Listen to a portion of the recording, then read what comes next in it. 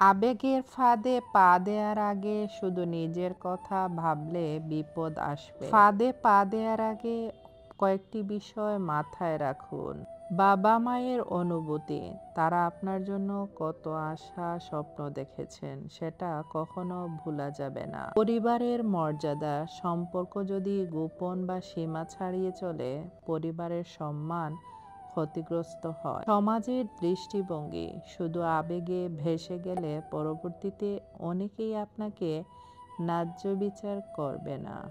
আল্লাহভীতি ও নৈতিকতা, সবার সম্মান ও ধর্মের নিয়ম মেনে চলা সবচেয়ে গুরুত্বপূর্ণ। ভবিষ্যতের প্রভাব, মুহূর্তের আবেগ আজীবন আফসোস বা শাস্তির কারণ হতে পারে। সত্যিকারের ভালোবাসা কখনো বাবা মা ও সমাজের সম্মান ভাঙে না।